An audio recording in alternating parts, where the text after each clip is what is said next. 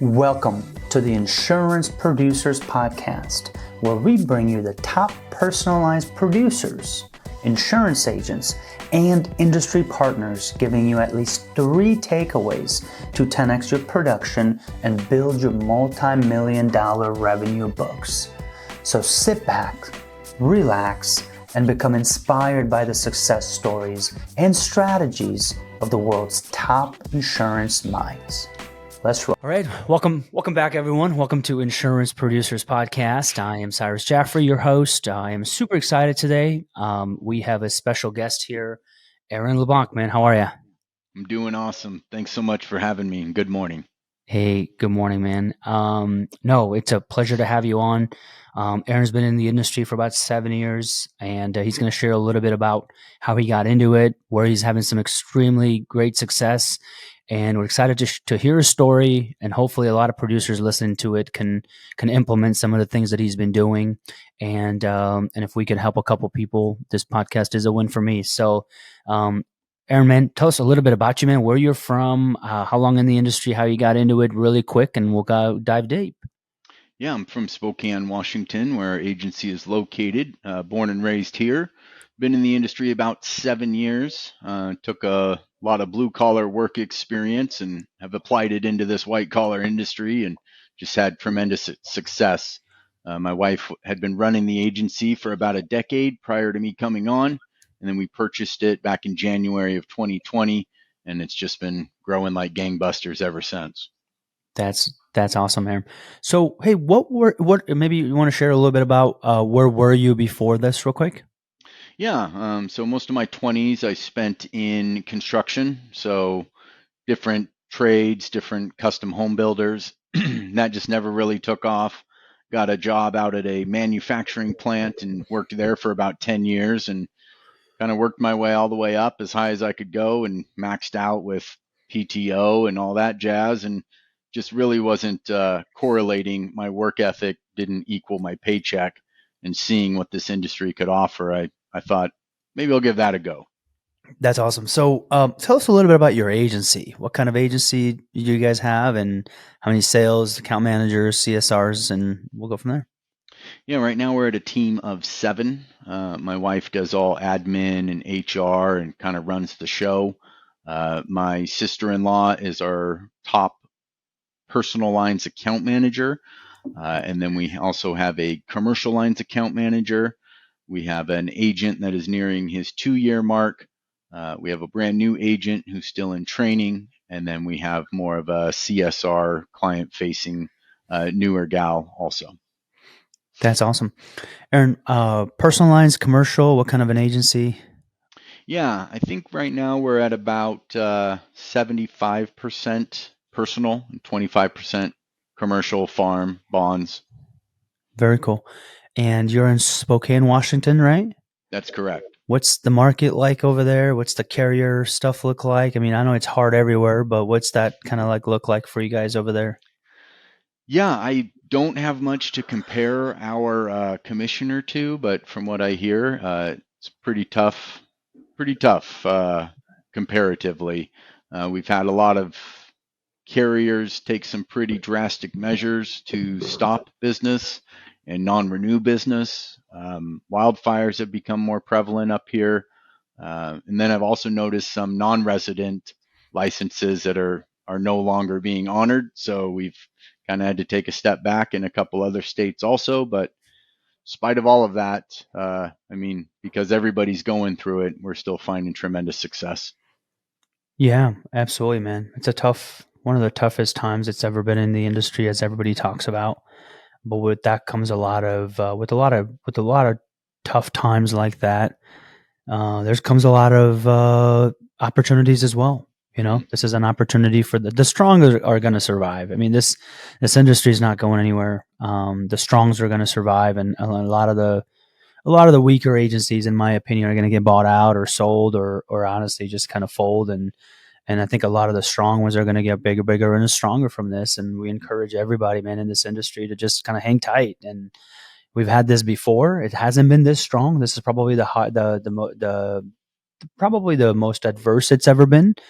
And and but we're gonna get through it. We all know it. So let's go kind of down to what's kind of the lead flow look like? Like, what kind of you guys specialize? Home, auto, multi-line? Like, what's kind of the agency looking for? How is the lead flow coming in?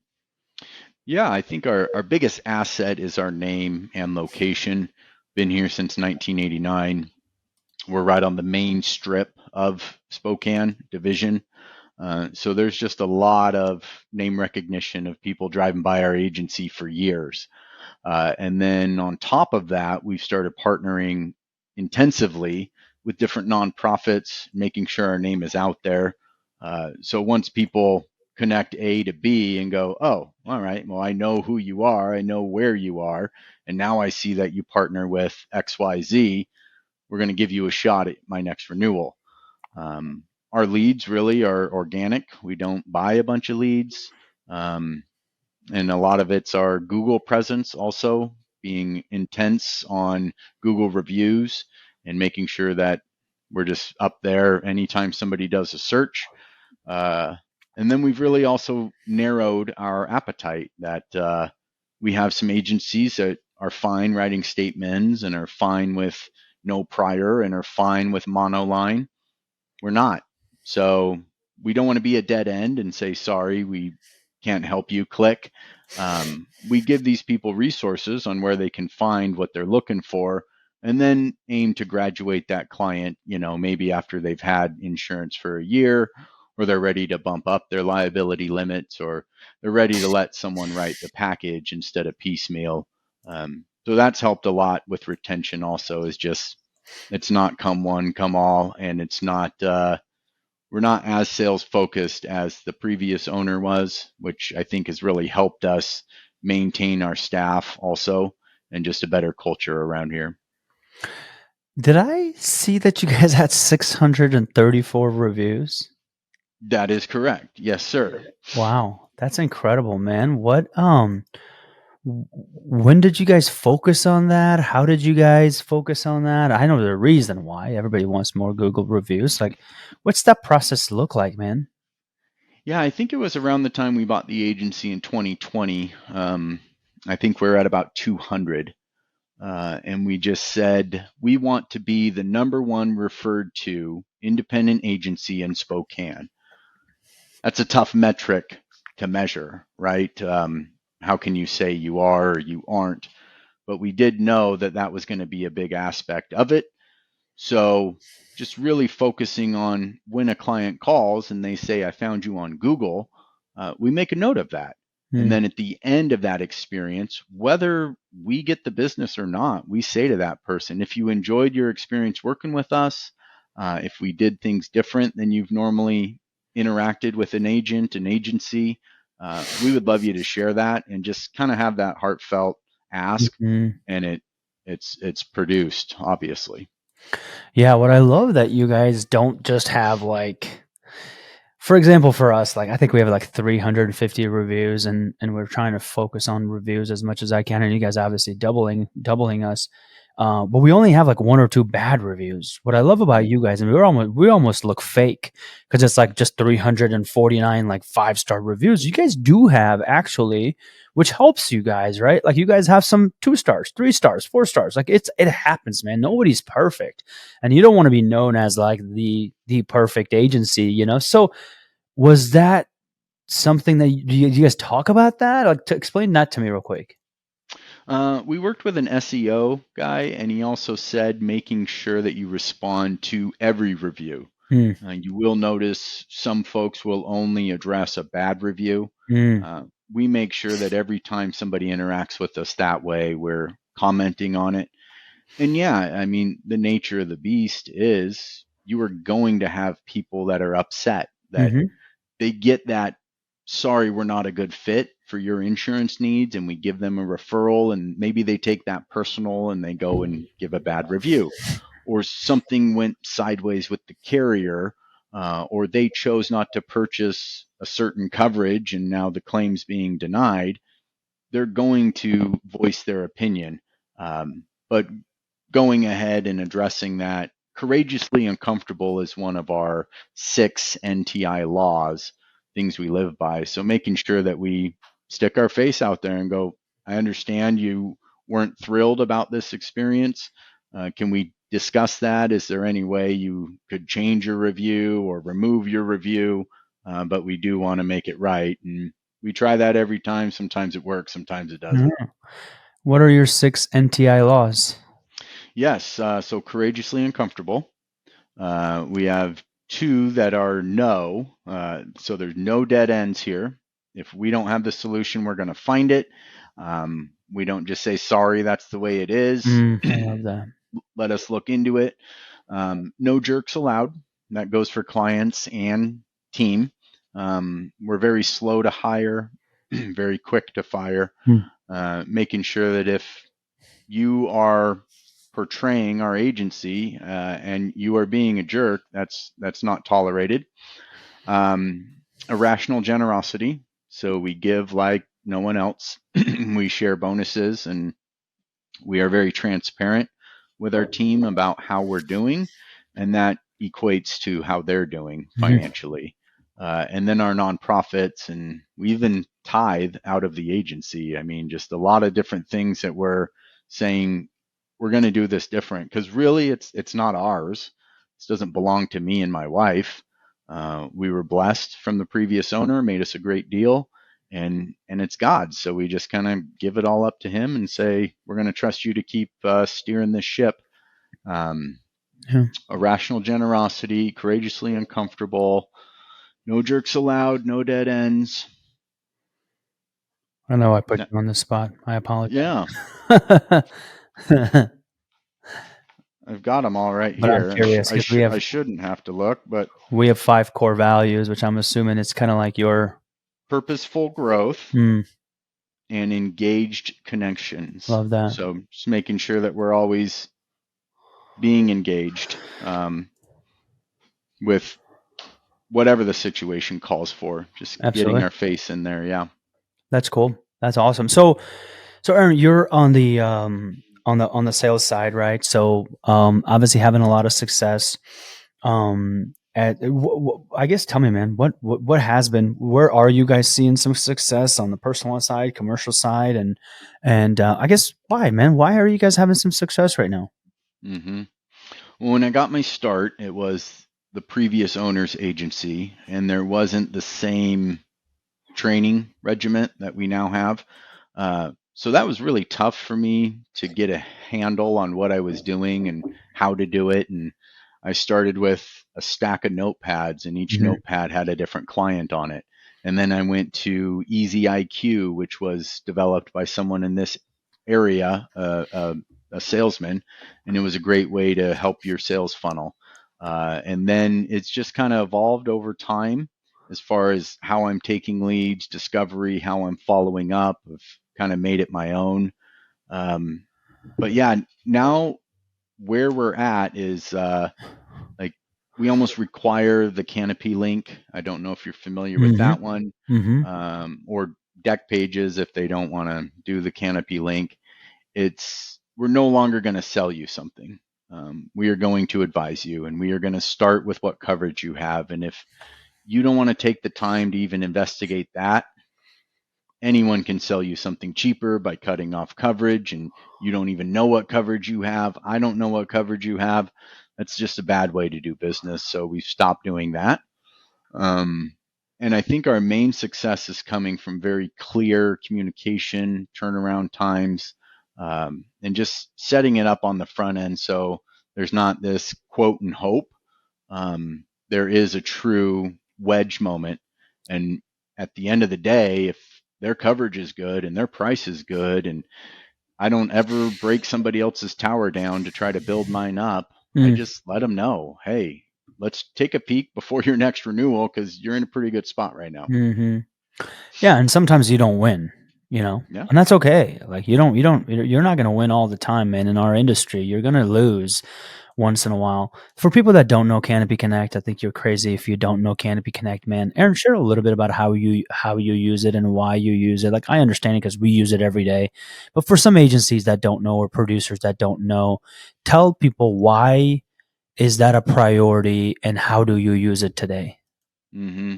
So I think we were introduced to it at the IIAOA or Hmm. IAOA. Yeah, we were at a convention, and Hmm. one of the booths that we all walk the gauntlet, and everybody tries to sell us every new thing under the sun, and some Hmm. of them are super shiny, and you're like, yeah, okay.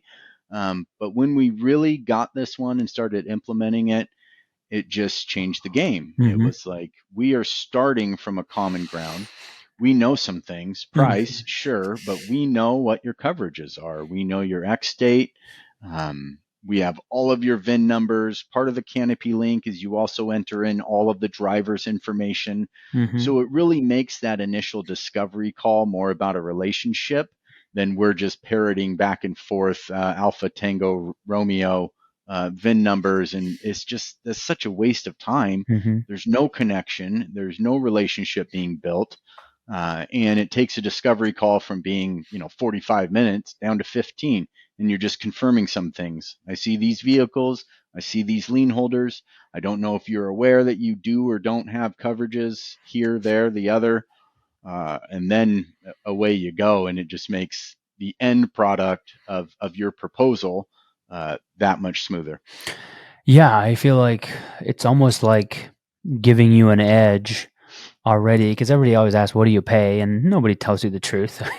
Most, "Oh, I pay 150." We're really like you're paying $200 a month. You just don't want to say it. It kind of like exposes them, but at the same time, like you said, sometimes it's like, "Hey, man, you got great coverages. You got great premium. You're correct. Your coverages are correct. Great job to your ex agent or agent right now.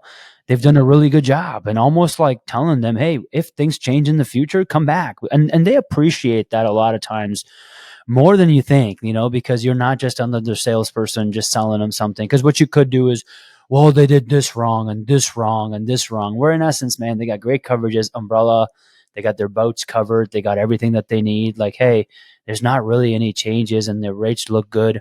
Because here's the thing about insurance, man, it changes. It goes up, Mm-hmm. it goes down. Well, it doesn't really go down anymore. It always goes up. But it goes up, man. But if they trust you and they know you that, hey, man, Aaron, thank you, when their rates do go up, you'll be the first one that they'll reach out because you're not trying to obviously push them into a product they shouldn't go into. Yeah, and we automatically set that follow up, whether they're in a 1 year or a 6 month policy. We're reaching out a month before that renewal saying, hey, did they stay consistent? Are you still satisfied where you're at? Do you I already have your information? Do you want me to rerun the quote? In Canopy Link, I didn't go into, I just kind of said how I found out about it. It's basically a hyperlink. You send someone, they Hmm. click it, and then it says, which carrier are you with? They click which carrier, log into your portal, and then it just automatically sends our agency their full deck pages. So, It's pretty awesome. So let's dig a little bit deeper. You've had a lot of success on the. Are you doing a lot of personal or some commercial too? I'm the only commercial agent here. We kind of figured that shouldn't be something that somebody uses as a training ground. So I was lucky enough to get into the Liberty Mutual Commercial Producer Development Training Program back when it came with a designation. Mm-hmm. So it was a much longer program and heavier testing. So I am an AAI accredited advisor of insurance. So that's nice. And it really gave me a leg up because as important as personal insurance is, a fender bender being written incorrectly is a little different than somebody's entire livelihood Mm-hmm. resting on you doing your job right. So I certainly didn't want to dabble and try to learn that stuff on my own. So I took some serious training. So now I would say my week is about half and half. Soon as this newest agent is fully trained, we will then be putting him into the personal lines, and our 2 year agent will probably start some initial training on commercial, and then I will probably go straight commercial and do a little more targeted marketing because right now I'm in some different referral networking groups, BNI. Um, but yeah, right now there's no main focus. We're kind of a generalist when it comes to commercial Yeah. insurance. So talk to me about your sales process, man. What's like if I just asked you, hey, Aaron, everybody has different sales process from the minute that somebody calls you or you call somebody. What's that look like, man? Yeah, our sales process is definitely a little different, and we've gotten some kickback from that. Um, our opinion is that you have a responsibility in this process. You have to take the responsibility to schedule a time. You have to take the responsibility to call me at that time. Um, we've just noticed so much phone tag and people don't listen to voicemails. And so, really, just putting all of the responsibility in the client's lap and saying, you chose us. Did you do that because you want to work with us, or have you shotgun to 17 agencies and it's just whoever's first? And that's fine. Not everyone is for us, and we're not for everybody. But Mm. I think setting the tone from the initial call, they call, hey, I need a quote. Whoever answers the phone has a list of disqualifying questions, and they'll go through those. And if any of those are hit, it's an immediate referral out. Can I you think share what would be one or two of those? I have no prior. Okay. Um, my current agency carrier is a such and such, because we're going to be called that as well in 6 months. So any bashing of their current Okay. product, I hate insurance. Insurance is a scam. Cheap as you got. Any terms like that. I need statements. And so they're Uh, out. You're not doing business with them. Those are an element. Okay. What do you tell them? Like, how do you position that to them? Unfortunately, our agency is most likely not going to have the best option for you. Okay. Uh, our carriers and the markets we move in, they're just not great. But we do have an amazing agency that has some different options and would love to speak with you. Here's their info.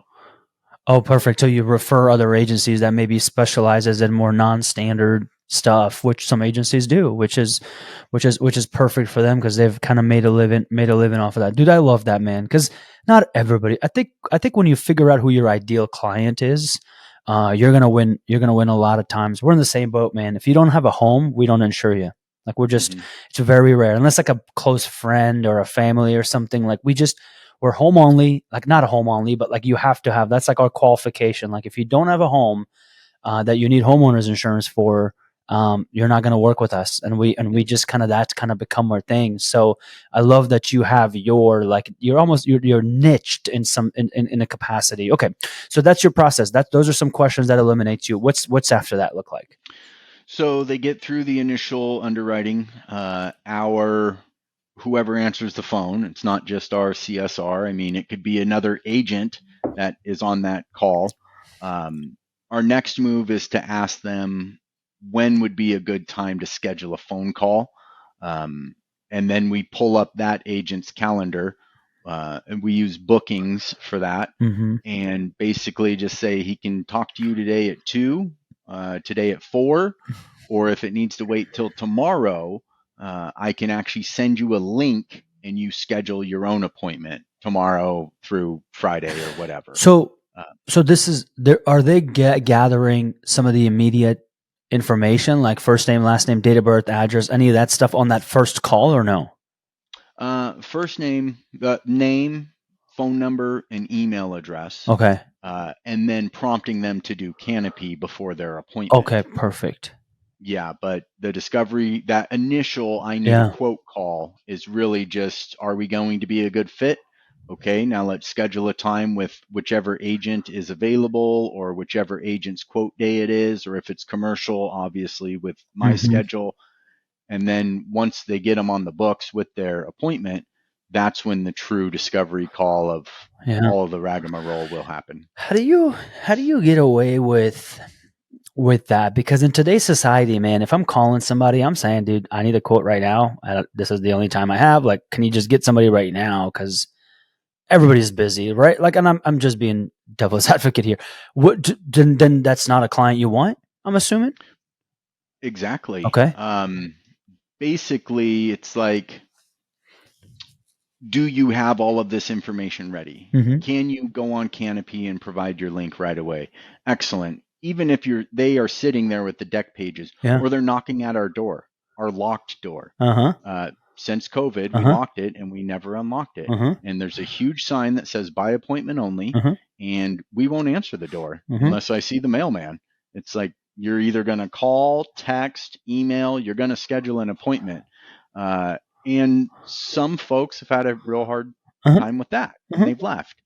And I don't try to convince them why we're doing it. I will give them an explanation, and it's so we can focus our time exclusively for your appointment.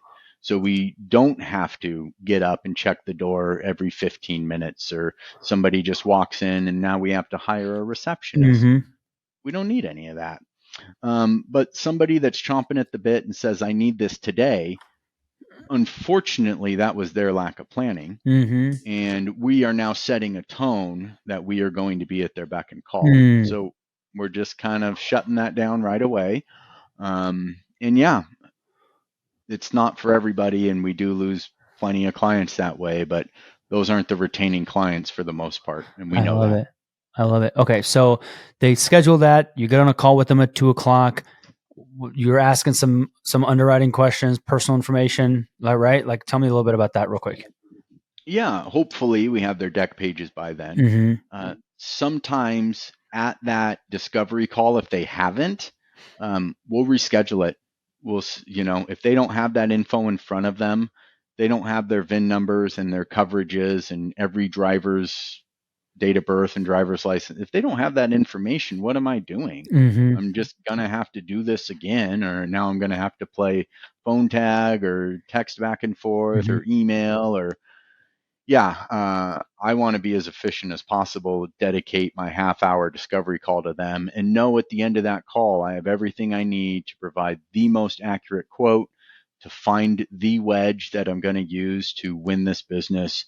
And that way we're all on the same page instead of back and forth a bunch more. So during that call, we've got a full list of questions, whether we're talking about their home or their auto or their business. We're just making sure that all of the boxes are checked and all the questions have been asked and answered. So then we can move on to the next step. Beautiful. Okay. And the next step would be you're quoting them and you have another scheduled meeting set up to go over the quotes, I'm assuming? Some agents will set that follow-up. Normally what I'm doing is asking, is this a good time? Tuesday at 2:00. That seemed to work for the discovery call. Do you want to do the review on Tuesday at 2:00? But I'll have the quote ready by tomorrow afternoon or Thursday afternoon, whatever the situation is. I'll give them a clear timeline of when they'll have their quote. And often what I'll do at that point when I'm presenting the quote is asking, do you want to schedule a time to review this when I'm presenting my quote video? Awesome. And then when you're presenting, obviously you present your option. I'm assuming, knowing you for just 30 minutes, you're kind of comparing their coverages, their deductibles, and everything that you have. If you think it's kind of what you think, that they have 250, 500 with an umbrella, you're positioning 250, 500 an umbrella, kind of right is what I'm assuming. You're saying, hey, here's what you have, here's what we have, here's kind of what we're looking for, price perspective, here's how much we could potentially save you. Or, hey, we're the same price, but let me tell you a little bit about our agency, of why you should work with us, right? I mean, I'm assuming. Yeah, exactly.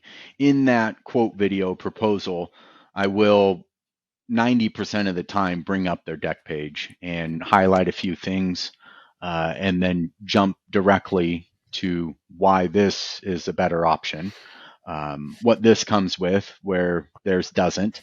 And just kind of going through that in a way that is not, oh my goodness, how silly of you to not have this coverage, but really just educationally and giving 100%. personal stories. Like, I had a policy and I knew nothing about it. And then this beautiful lady sold me an insurance policy. I made her my wife, and I started understanding what insurance was and why it was important to have.